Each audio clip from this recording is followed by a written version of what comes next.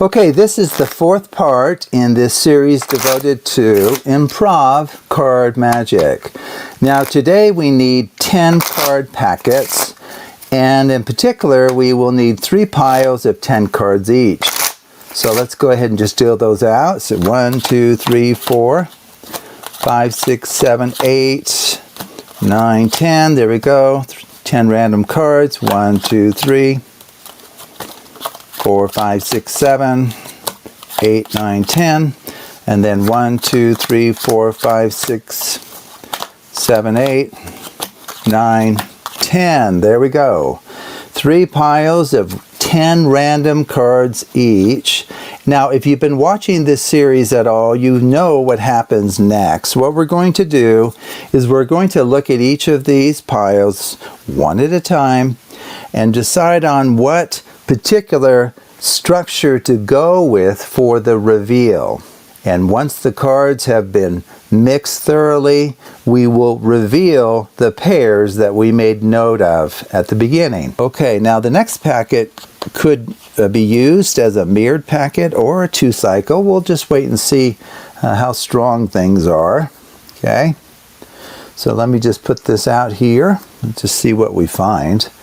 Just for practice, even though we've kind of taken up our AMP for the sake of the presentation today, but we can just quickly take a look at that. So as an AMP, these two are, let me just jog them, these two are of opposite color, those two are of opposite color, these two are the same suit, that's kind of nice, and then these two opposite color, and these two are of opposite color.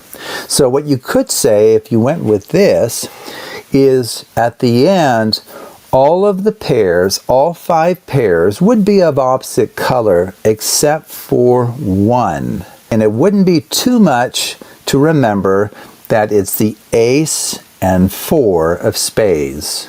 All of the other pairs, taken from the top, will be of opposite color. Okay?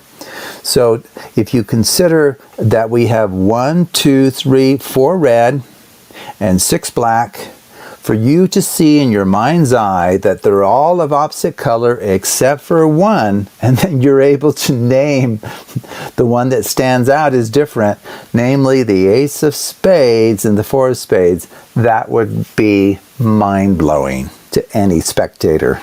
Okay, so an AMP structure could be used here. Now we technically kind of used it up, so let's go ahead and look at the mirrored structure here. So this is where you look at the outer ends. The outer cards are in a mirrored relationship relative to position. So you have the Queen of Hearts, 2 of Spades, opposite color, same color but different suits. Oh, here we go. We have an Ace of Hearts and a 4 of Hearts. That's nice. So same suit, and look at this. We have that same 4 of spades and ace of spades, still related, but now viewed within a mirrored relationship. Isn't that nice? Okay, so just to remind ourselves, so we have opposite color, so same color, different suits. They're both black. And then we have 2 reds and 2 spades. Okay, so we could go with that. That's fairly strong.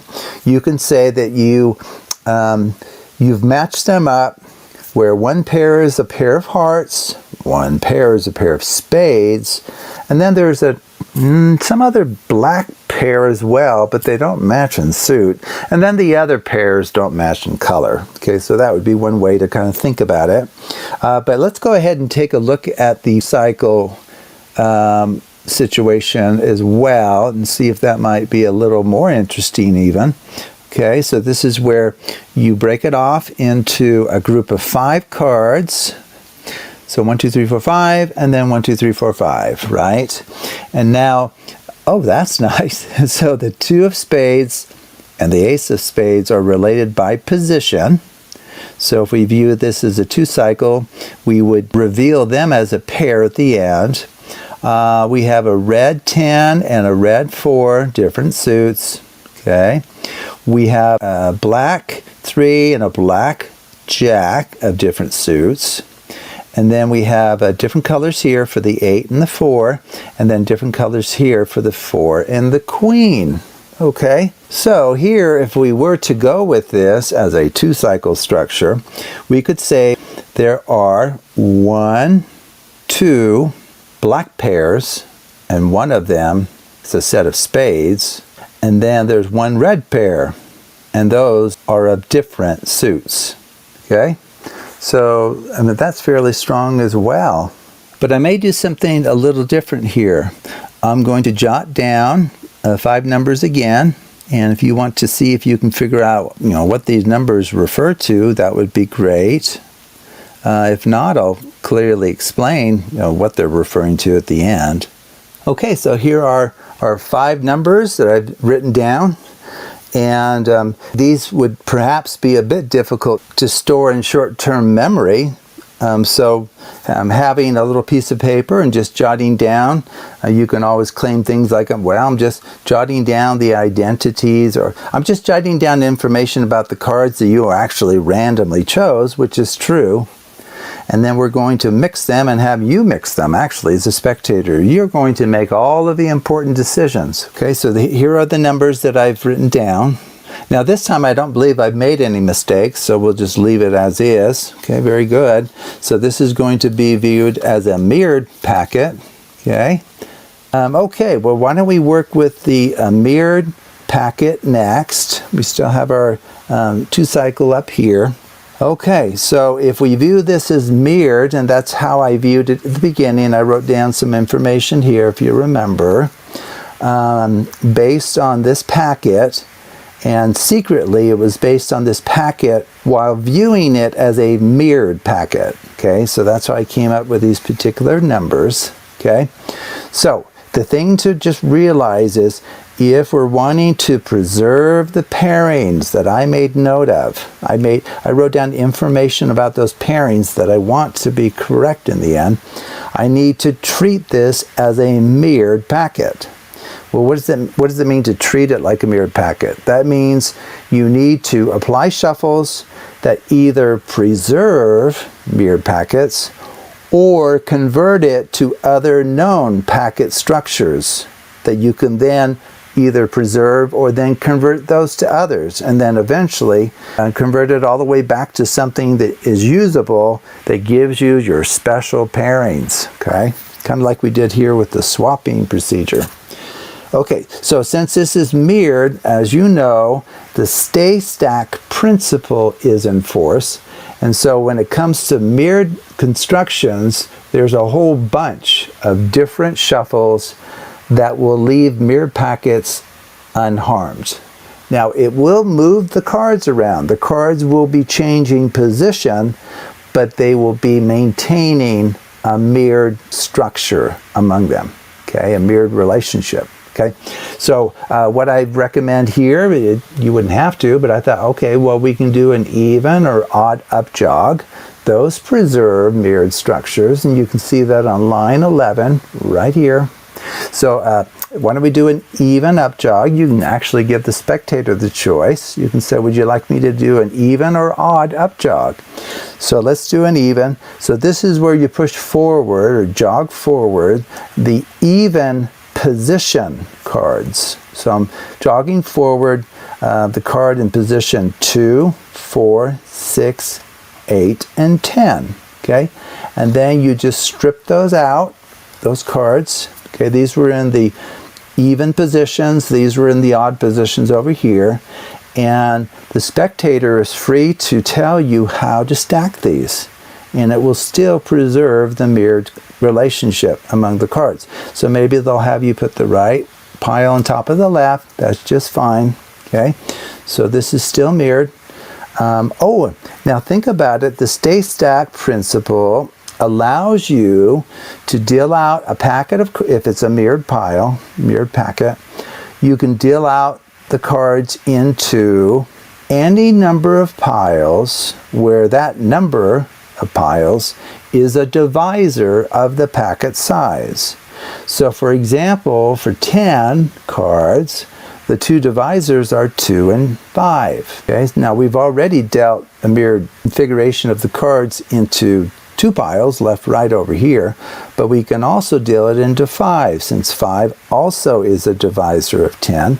So what that means then is you can just deal them out like 1, 2, 3, 4, 5. 1, 2, 3, 4, 5. And we can do random stacking from left to right or right to left.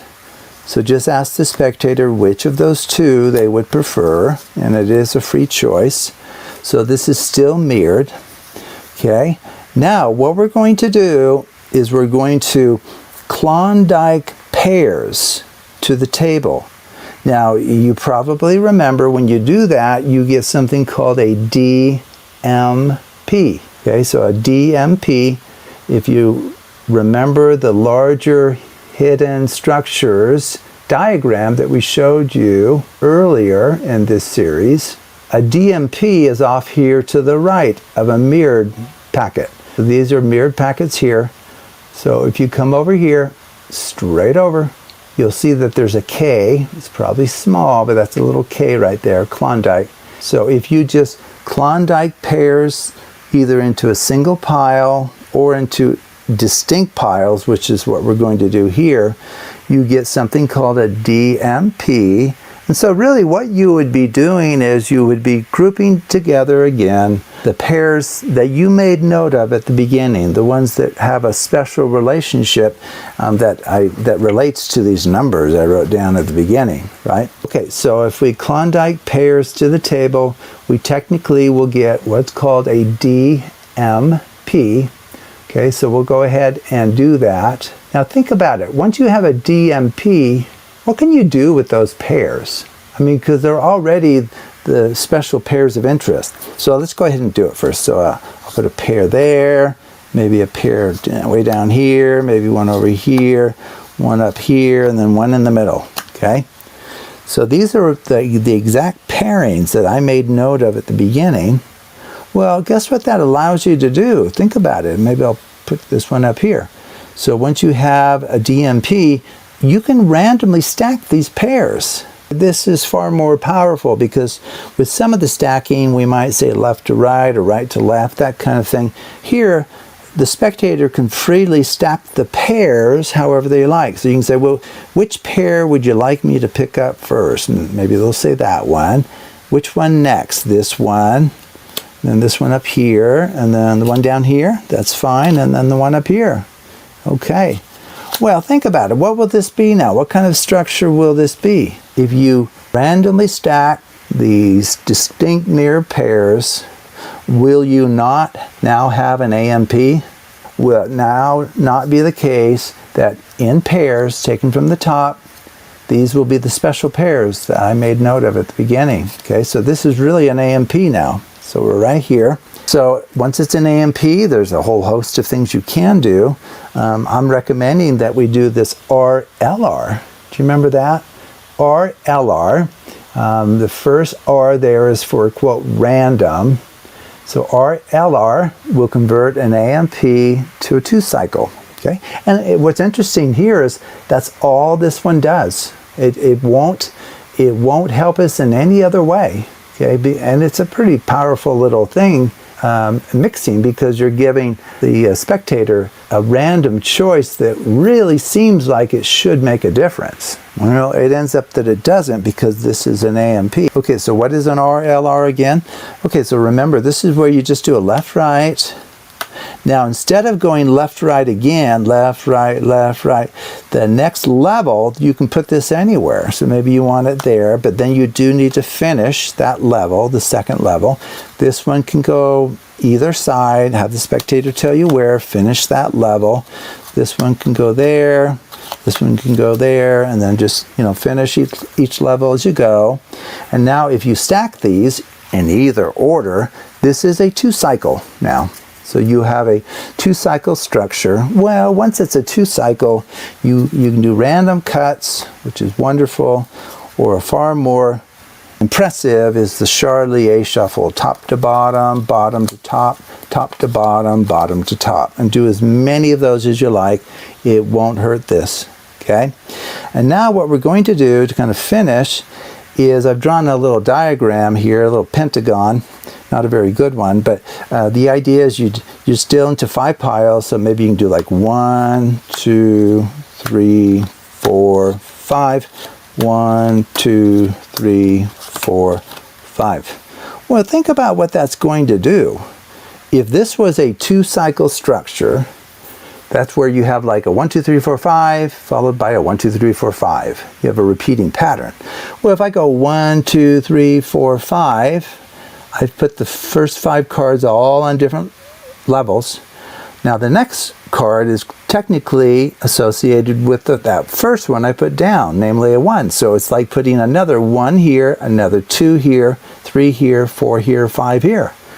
Well, you've created a DMP. You've created distinct mirrored pairs. Okay, you're back to the pairings that you want. Okay, and so at this point you can reveal that. Okay, now we did a similar. I did a similar thing with numbers, if you remember.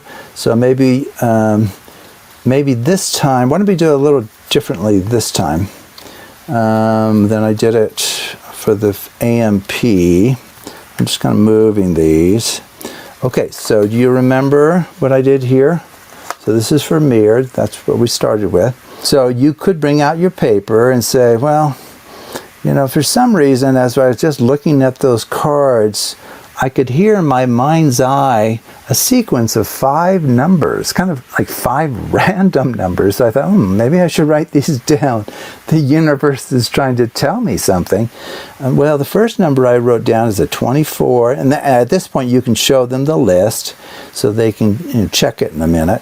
So 24, and then I wrote down a 40. It's kind of weird. 33, and then a 32, and then a 4. Where do those come from? Okay, and so with that little piece of paper kind of sitting out, you can now reveal what you see here. Okay, so we have these 2 here, these 2, and then these 2, those 2, and finally these 2. Okay, well, think about the numbers that I just mentioned. 40 was one of them.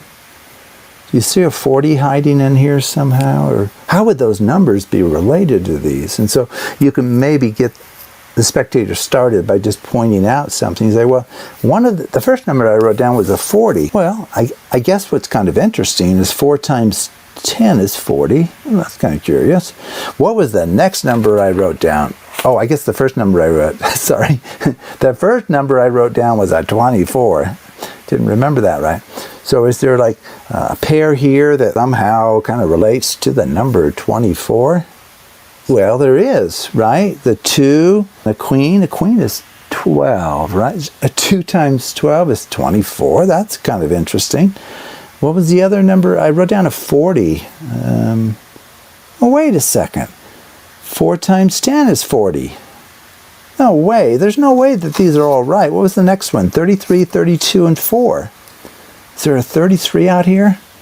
Where's the 33? 3 times 11. 33. Is there a 32? 4 times 8 is 32. And then I think the last number is really small. It was like a 4. Oh, wait a second. An ace normally counts as a 1. 1 times 4 is 4. I cannot believe it.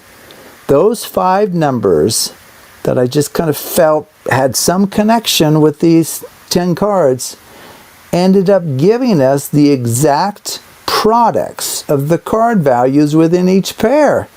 Do you know what the chances of that are?